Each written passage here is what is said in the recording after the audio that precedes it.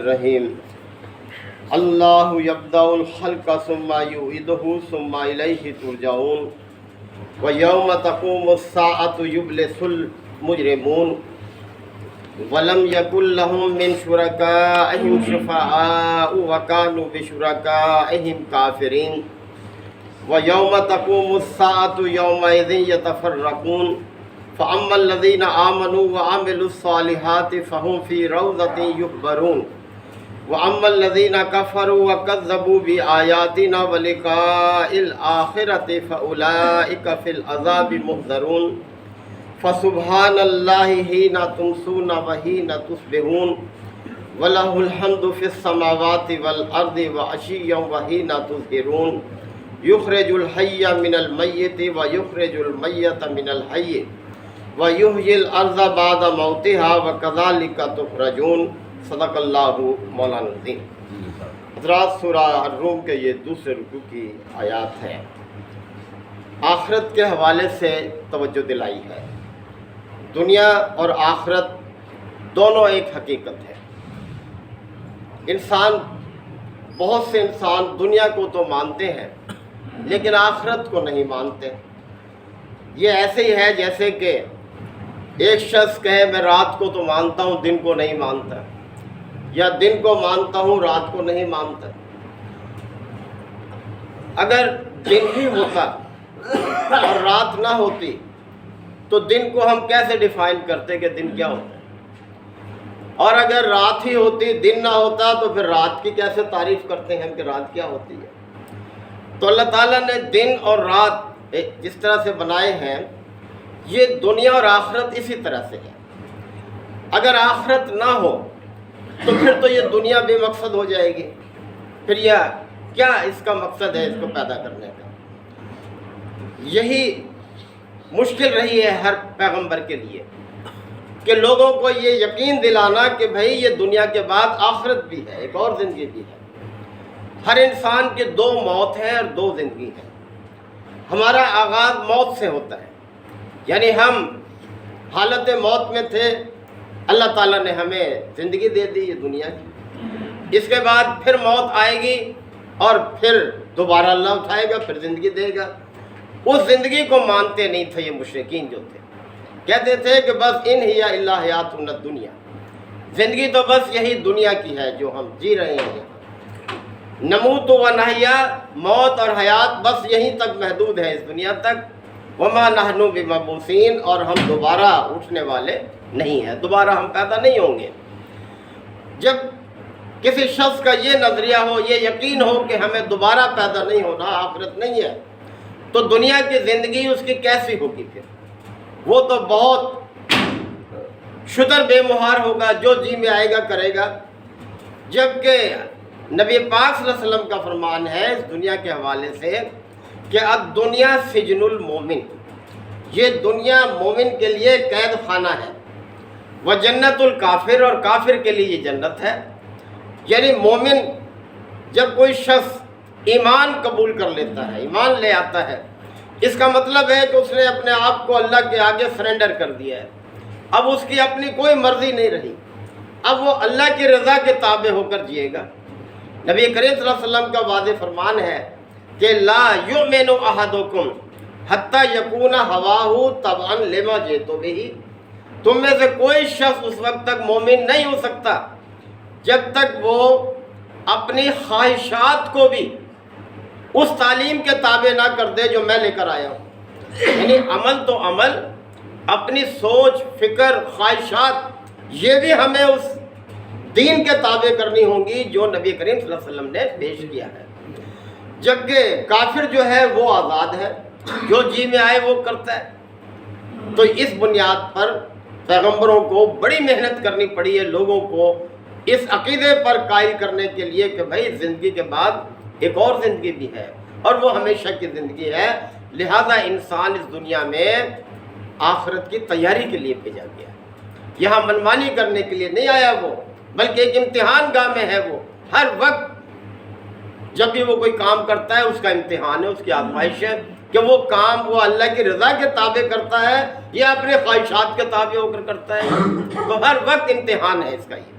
تو اللہ تعالیٰ نے یہاں جو آغاز کیا ہے کہ اللہ یبدأ الخلق، اللہ ہی ہے جو تخلیق کی ابتدا کرتا ہے، یعنی وہی آغاز کرتا ہے۔ مشرکین اس چیز کو تو مانتے تھے، کہتے پیدا اللہ ہی نے کیا ہے سب کو۔ ثم یعیدہ، لیکن پھر وہ اس کا اعادہ بھی کرے گا، دوبارہ بھی پیدا کرے گا، اس چیز کو وہ نہیں مانتے تھے۔ ثم الیہ ترجعون، اور پھر اس کے بعد تم سب اسی کی طرف پلٹائے جاؤ گے، یعنی اللہ کے سامنے حاضر ہونا ہے ہر شخص کو جو آخرت ہے۔ وَيَوْمَ تَقُومُ السَّاعَةُ، اور جب وہ گھڑی قائم ہوگی، یعنی قیامت جب قائم ہوگی، یبلس المجرمون، تو جو مجرم ہیں وہ مایوس ہو جائیں گے۔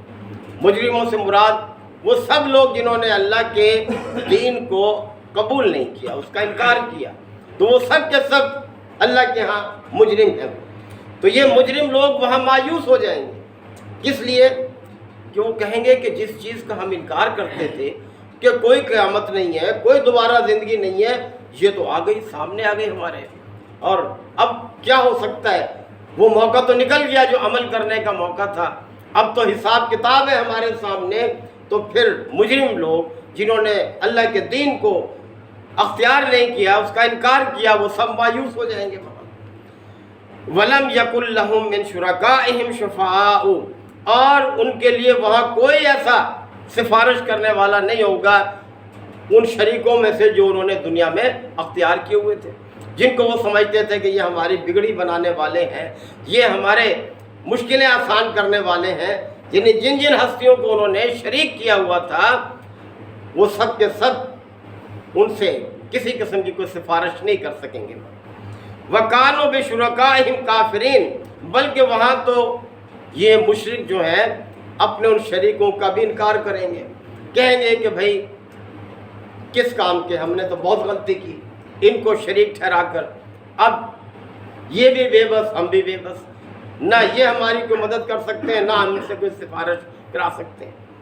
وَيَوْمَ تَقُومُ السَّاعَةُ، اور جب قیامت قائم ہوگی، یومئذ یتفرقون، تو اس دن لوگ گروہ میں تقسیم ہو جائیں گے، یعنی اللہ گروہ بنا دے گا تمام امتوں میں سے وہ لوگ جنہوں نے پیغمبروں کی اطاعت کی، ان کی بات کو مانا، وہ سب مسلمان ایک گروہ بن جائے گا سب کا سب، اور جنہوں نے دعوت کو مسترد کر دیا، رسولوں کی مخالفت کی، ان کا علیحدہ جو ہے ایک گروہ ہو جائے گا۔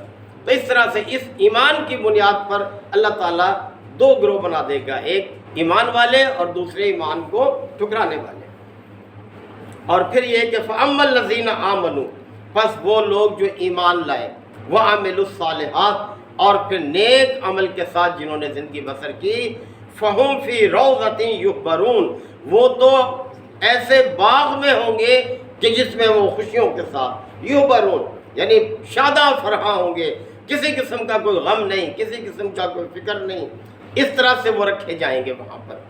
اور اس کے مقابلے میں وَأَمَّا الَّذِينَ كَفَرُوا، جن لوگوں نے کفر کی راہ اختیار کی دنیا میں، اللہ کا دین کو ٹھکرا کر جنہوں نے زندگی بسر کی، وَكَذَّبُوا بِآيَاتِنَا، اور ہماری آیتوں کو جھٹلا دیا، ہم نے ان کے لیے جو آیتیں بھیجی تھی اپنے پیغمبروں کے ذریعے سے، انہوں نے جھٹلا دیا، وَلِقَاءِ الْآخِرَةِ، اور آخرت کی ملاقات کو بھی جھٹلا دیا کہ نہیں، کوئی دوبارہ زندگی نہیں ہے، کوئی ہمیں پیش نہیں ہونا، کوئی جزا سزا نہیں ہونی۔ فَأُولَٰئِكَ فِي الْعَذَابِ مُحْضَرُونَ، وہ تو عذاب میں حاضر رکھے جائیں گے، مسلسل پہم عذاب، کبھی ختم نہ ہونے والا عذاب۔ تو کتنا واضح طور پر دیکھیں خبردار کیا، اور یہ کون خبردار کر رہا ہے؟ ذرا اس تصور کو ذہن میں رکھنا چاہیے، وہ ذات جس نے سارا نظام کائنات تشکیل دیا ہے، پورا ایک منصوبہ اس نے بنایا ہوا ہے، دنیا ہے اور اس کے بعد آخرت ہے، وہ یہ خبر دے رہا ہے کہ جو ایمان لائیں گے، نیک عمل کے ساتھ زندگی بسر کریں گے، وہ تو باغات میں ہوں گے اور بڑی عیش پسند زندگی میں ہوں گے، اور اس کے مقابلے میں وہ لوگ جنہوں نے کفر کا راستہ اختیار کیا، اللہ کی آیات کو جھٹلایا، تو پھر ان کا ٹھکانہ کیا ہے؟ عذاب ہے، پہم عذاب ہے، مسلسل نہ ختم ہونے والا عذاب۔ فَسُبْحَانَ اللَّهِ حِينَ تُمْسُونَ وَحِينَ تُصْبِحُونَ، بس اللہ کی تسبیح کرو اس وقت بھی جب کہ تم صبح کرتے ہو اور جب تم شام کرتے ہو. یہ نمازوں کے اوقات کی طرف اشارہ ہے. اللہ کی تسبیح جب بیان کی جاتی ہے وقت کے تعین کے ساتھ تو اس کا مطلب پھر نماز ہوتا ہے. وَلَهُ الْحَمْدُ فِي السَّمَاوَاتِ وَالْأَرْضِ، اور اسی کے لیے ہے ہم آسمانوں میں بھی زمینوں میں، یعنی جتنے بھی آسمان ہیں سب جگہ اللہ کی پاکی بیان ہو رہی ہے. یعنی جتنی بھی مخلوقات ہیں آسمان کی، فرشتے ہیں اور دوسرے ہیں، جنات ہیں، جو بھی ہیں، اور اسی طرح سے زمین میں جتنی مخلوقات ہیں، خواہ وہ جاندار ہیں بے جان ہیں، سب اللہ کی تسبیح کر رہے ہیں، اللہ کی پاکی بیان کر رہے ہیں. جیسے فرمایا یسبح للہ ما فی السماوات و ما فی الارض، آسمانوں اور زمین میں جو چیز بھی ہے سب کے سب اللہ کی پاکی بیان کر رہے ہیں. یعنی جاندار بھی بے جان بھی، یہ درخت بھی، جیسے سورہ رحمان میں والنجم والشجر یسجدان، یہ ستارے اور یہ درخت سب کے سب اس کے آگے سجدہ ریز ہیں، اللہ کے آگے اللہ کی تسبیح کرتے ہیں. یہ پرندے بھی، کیڑے مکوڑے بھی، پہاڑ بھی، یہ ساری ہوا بھی، بادل بھی، یہ سب کے سب اللہ کی تسبیح کرتے ہیں. اور یہ جو بجلی کی کڑک ہم سنتے ہیں، یہ بھی سورہ رات میں اللہ تعالیٰ نے فرمایا یسبح الرعد بحمدہ، یہ بجلی کی کڑک بھی اللہ کی تسبیح کرتی ہے، اللہ کی تعریف کی تسبیح کرتی ہے. تو فرمایا جا رہا ہے کہ وَلَهُ الْحَمْدُ فِي السَّمَاوَاتِ وَالْأَرْضِ، آسمانوں اور زمین میں اللہ ہی کے لیے ہے ہم، یعنی تعریف بھی شکر بھی. وَعَشِيًّا وَحِينَ تُظْهِرُونَ، اور اسی طرح سے سحر کے وقت بھی اور دوپہر کو بھی اللہ کی تسبیح کرو. یعنی یہ عصر اور ظہر کی نماز کی طرف اشارہ.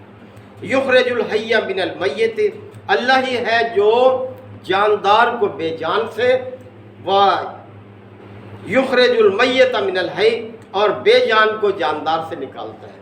یہ ہماری آنکھوں کے سامنے رات دن ہو رہا ہے، کس طرح سے ایک فصل ہے اگتی ہے، جاندار ہے. یہ فصلیں جو ہیں سب جاندار ہیں، سانس لیتی ہیں، نشو و نما کرتی ہیں، خوراک بھی ان کو چاہیے، سب عمل ہے، تولید بھی ان کے اندر ہو رہی ہے. اور پھر یہ جو ان کے بیج بنتے ہیں یہ سب بے جان ہیں. پھر ان کو ہم زمین میں رکھتے ہیں، پھر جاندار پر. تو بار بار جاندار سے بے جان، بے جان سے جاندار، یہ اللہ تعالیٰ پیدا کر رہا ہے.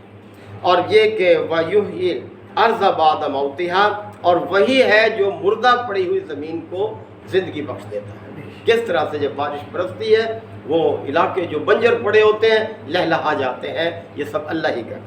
وَكَذَلِكَ تُخْرَجُونَ، اب اس سے نتیجہ نکالا ہے، وَكَذَلِكَ تُخْرَجُونَ، اسی طرح سے تمہیں بھی نکالا جائے گا. یعنی زمین سے نکل کھڑا ہوگا ہر شخص جب اللہ کا حکم ہوگا، قیامت قائم ہوگی. ہر شخص زمین میں کہیں بھی ہے، چاہے سمندر میں ہے، زمین میں ہے، چاہے راکھ بنا کر جلا کے اسے بکھیر دیا گیا، پھر بھی ہر چیز جو ہے یہ سب انسان اللہ کے سامنے حاضر ہو جائیں گے. ہمیں اس دن کی فکر کرنی چاہیے. یہ دنیا آخرت کی تیاری ہی کے لیے ہے. اللہ تعالی ہم سب کو عمل کی توفیق عطا فرمائے. الحمدللہ وکفی وسلام علی عبادہ الذین اصطفی. ربنا آتنا فی الدنیا حسنہ وفی الآخرۃ حسنہ وقنا عذاب النار وادخلنا الجنۃ مع الابرار یا عزیز یا غفار یا رب العالمین. اللہم انک عفو کریم تحب العفو فاعف عنا. اللہم من احییتہ منا فاحیہ علی الاسلام ومن توفیتہ منا فتوفہ علی الایمان.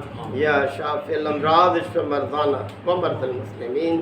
یا قاضی الحاجات اقض حاجاتنا وحاجات المسلمین. اللہم اعز الاسلام والمسلمین. ربنا تقبل منا انک انت السمیع العلیم وتب علینا انک انت التواب الرحیم. صلی اللہ تعالی علی خیر خلقہ محمد و آلہ و صحبہ.